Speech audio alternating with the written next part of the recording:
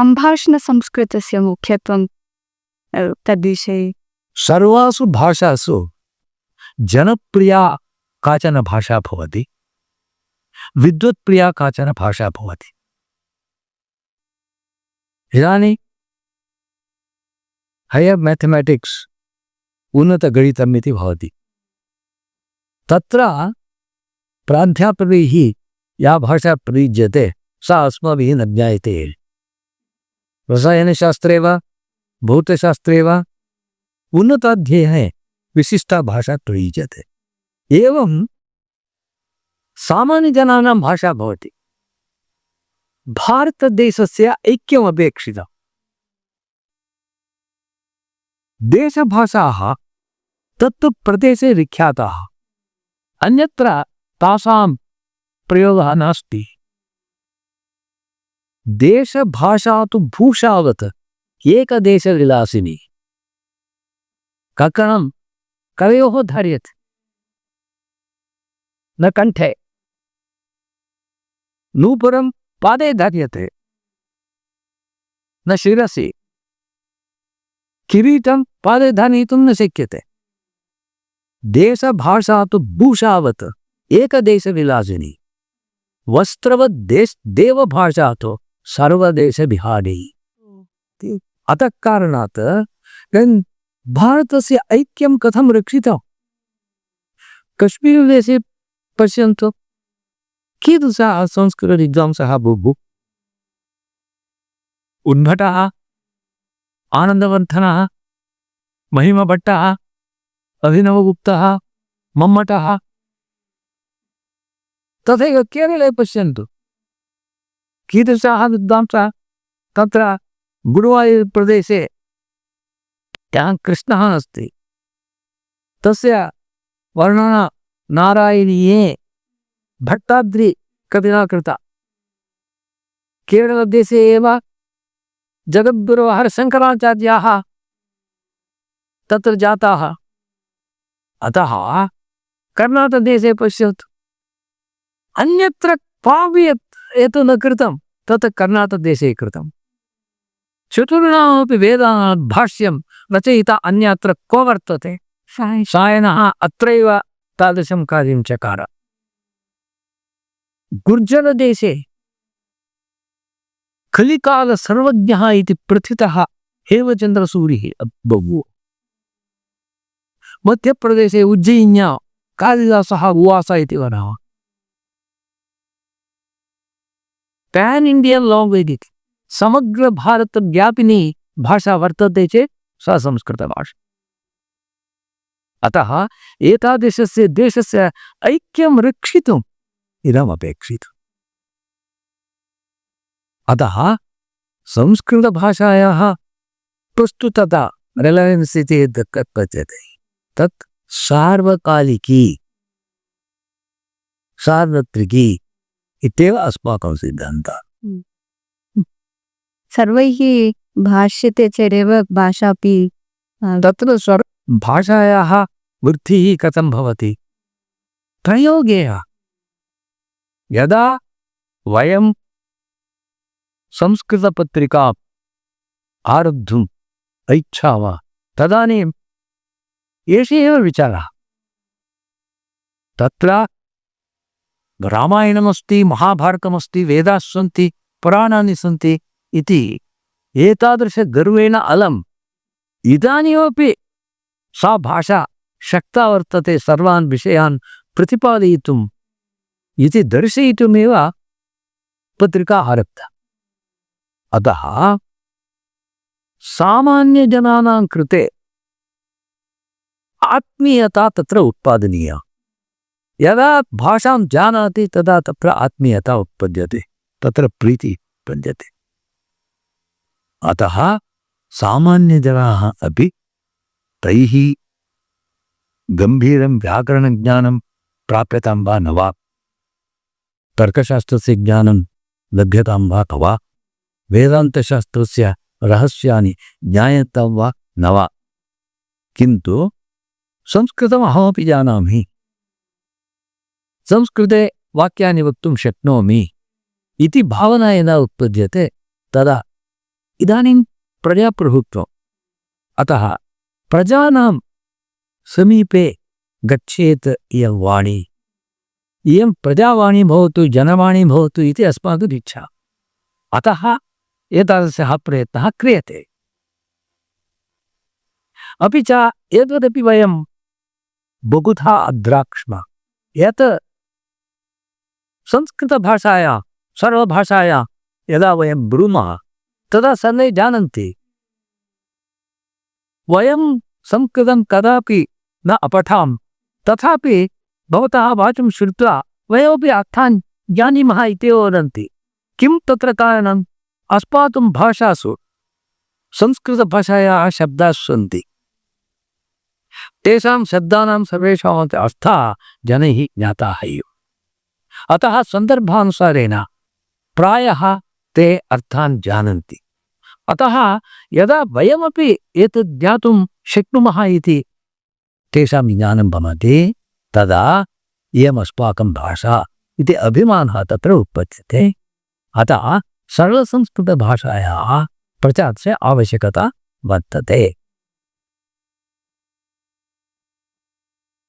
यदि कोऽपि संस्कृतं न जानाति तादृशी स्थितिः भवति चेत् किं भवेत्? तादृशी स्थितिः न भविष्यति। भारतीयानां रक्ते संस्कृतं वर्तते। अस्माकं धमनीषु वसिष्ठस्य वामदेवस्य रक्तं प्रवहति। अतः सा भाषा अत्र शिष्यते। यावच्च वंशोश्चार्याणां तावदेषा ध्रुवं ध्रुवा इति ब्रूमः। तथापि तादृशी स्थितिः भविष्यति चेत् तदा भारतस्य भारतत्वं न भविष्यति। तदा किं भविष्यति? केवलम् अनुवादान् आश्रित्य अस्माकं प्राचीनाः ग्रन्थाः ज्ञातव्याः। अनुवादकः कियतापि प्रयत्नेन कियतापि पाण्डित्येन यमपि वदतु, तत्र सीमा वर्तते। अत एव एकैकस्य ग्रन्थस्य बहवः अनुवादाः एकस्यां भाषायां भवन्ति। इदानीं भगवद्गीतायाः कति अनुवादाः सन्ति? आङ्ग्लभाषायां शताधिकाः अनुवादाः सन्ति। एकेन अनुवादः कृतः चेत् तेनैव ज्ञायते इति चेत् किमर्थम् अन्येनां प्रयत्नः कृतः? अनन्तरं बहु भेदः अपि वर्तते। तत्र भाषायाः तादृशी शक्तिः वर्तते। अत एव ये विशेषाः एकेन न ज्ञाताः ते अन्येन ज्ञाय। मेघदूतस्य अनुवादाः बहवः सन्ति। अभिज्ञानशाकुन्तलस्य अनुवादाः बहवः स्युः। अतः मूलज्ञानं केषाञ्चित् आवश्यकम् एव। विशेषतः शास्त्रग्रन्थाः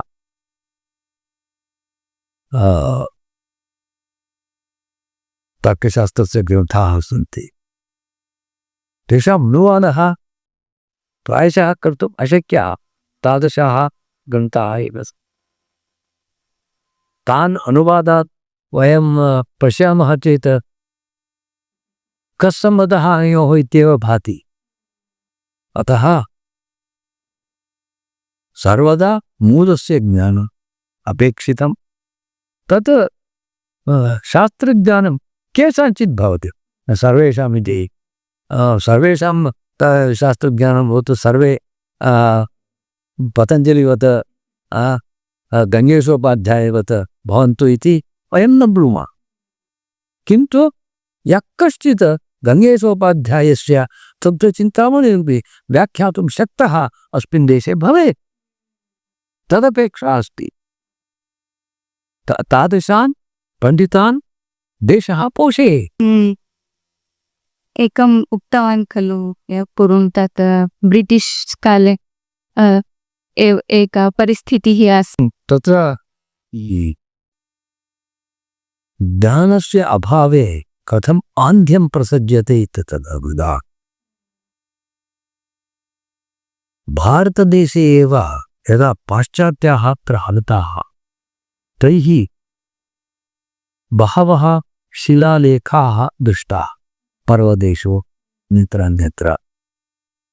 एतेषाम् अर्थः कः, किमत्र लिखितं, कस्यां भाषायां वर्तते, कस्यां लिपौ वर्तते इति तैरेव आदौ प्रयत्नः कृतः। अस्माभिः तु सर्वत्र अवज्ञा प्रदर्शिता आसीत् भारतीयैः। केषाञ्चित् राजशासनानां पठनाय न कोऽपि शक्तः तदानीम् आसीत्। तदा तैः प्रकटना दत्ता। अत्र ईस्ट इंडिया कंपनी इति सा संस्था शासनं करोति स्म तदानीं भारतदेशे।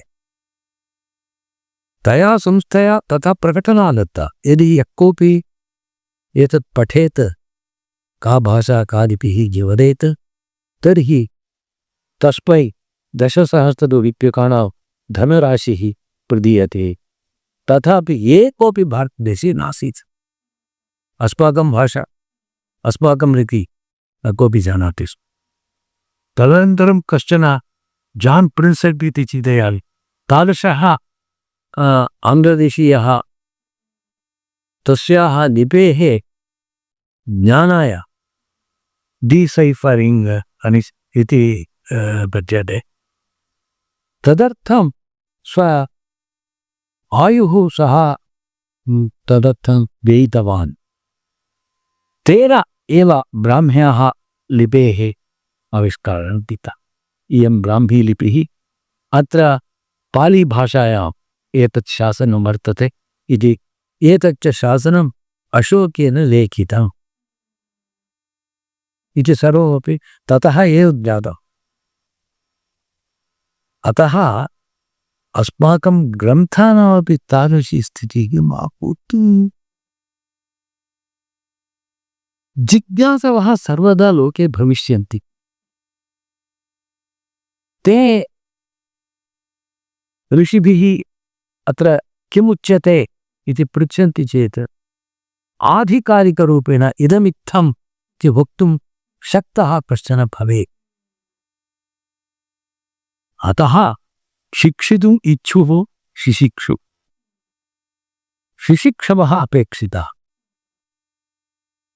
इदानीमपि भारतदेशे श्रेष्ठाः संस्कृतकवयः सन्ति, श्रेष्ठाः शास्त्रज्ञाः सन्ति। तेभ्यः विद्या अधिगन्तव्या। अतः धनलिप्सां दूरीकृत्य विद्यालिप्सां ये धारयन्ति तेभ्यः द्वाराणि भवन्ति सर्वत्र। सन्ति द्वाराणि, सन्ति अध्यापकाः। तादृश्यः शालाः अपि नानाप्रदेशेषु अद्यापि विद्यन्ते। अतः अवकाशः वर्तते। तत्र मातापितरौ यदि विद्यायाः रक्षायै स्वसुतान् स्वसुताश्च प्रेषयन्ति चेत् तादृशाः अवकाशाः सन्ति। इदानीमपि केचन गुरवः, लाराठं जगद्गुरवः भारतीतीर्थमहास्वामिनः संस्कृताध्ययनं चिकीर्षूणां कृते आनुकूल्यं कल्पितवन्तः। अतः तादृशानि स्थलानि बहूनि सन्ति। प्रथमं तादृशी इच्छा तत्र भवेत्। अनन्तरं भवान् बहु अन्यविदेशान् अपि गत्वा तत्र संस्कृतं पाठितवान् अस्ति इति। तत्र कः अनुभवः अभवत् भवता? तत्र संस्कृतस्य विषये ते किं चिन्तयति? तत्र विद्यार्थिनां संख्या अल्पीयसी, एतत् सत्यमेव।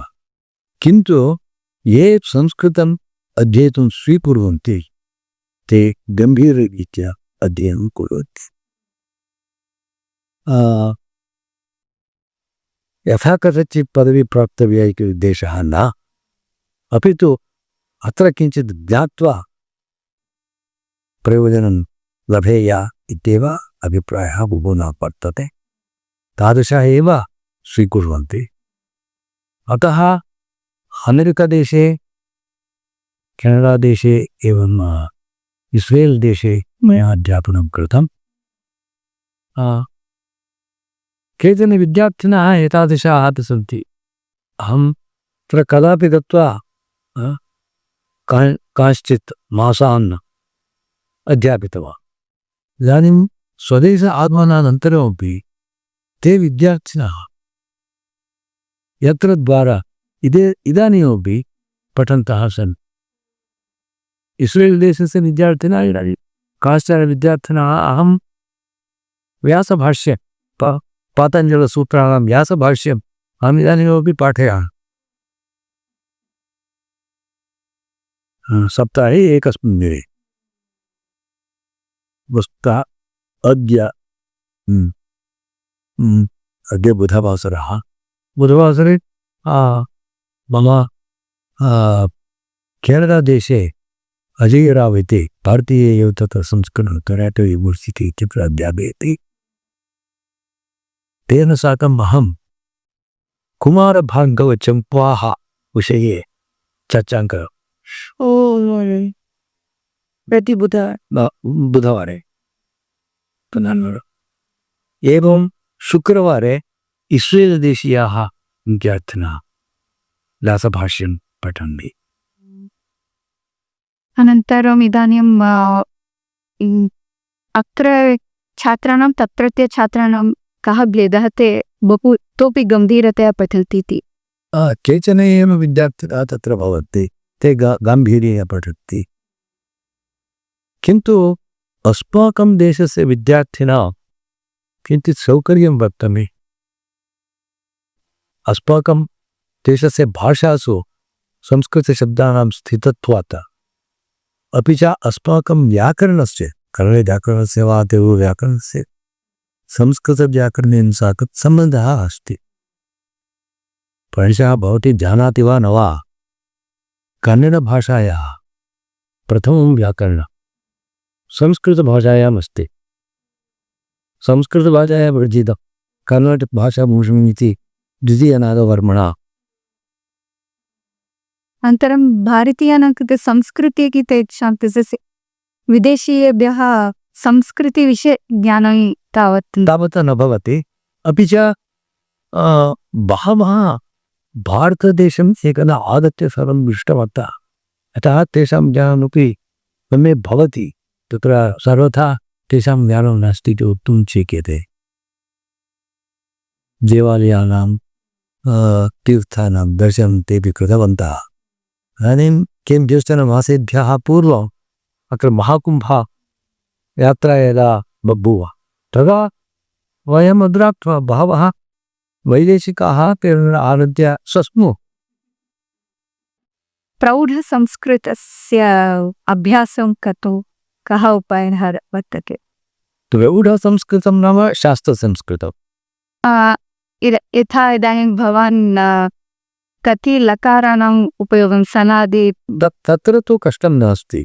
तत्र तदर्थमेव केचन ग्रन्थाः सन्ति, यथा भट्टिकाव्यम् इत्यादयः। तेषां पठनं क्रियते चेत्, अपि च केचन विद्वांसः ग्रन्थान् रचितवन्तः। तत्र बहून् प्रयोगान् वयं पश्यामः। सोमदेवसूरिः यशस्तिलकचम्पूं कर्णाटकदेशे स्थित्वा रचयामास, जैनः सः। तस्य ज्ञानम् अपारम्। अतः सः बहुधा तादृशान् प्रयोगान् कुरुते। दर्शनेन एवं प्रयत्नेन च अत्र अस्माभिः केवलं सौलभ्यमेव न चिन्तनीयम्, अपि तु यत् अधिगतं तस्य प्रयोगः कर्तव्यः। सर्वेपि अभूत् अभूताम् अभूवन् अभूव अभूतम् अभूत अभूवम् अभूव भूमा इति कक्षायां पठन्ति, किन्तु तस्य प्रयोगं कुर्वन्ति वा न वा इत्येवं प्रश्नः। तत्र अध्यापकैश्च चोदनीयाः विद्यार्थिनः एतादृशप्रयोगान् कर्तुं तदा स्वयं तथा प्रयोगाः भवन्ति।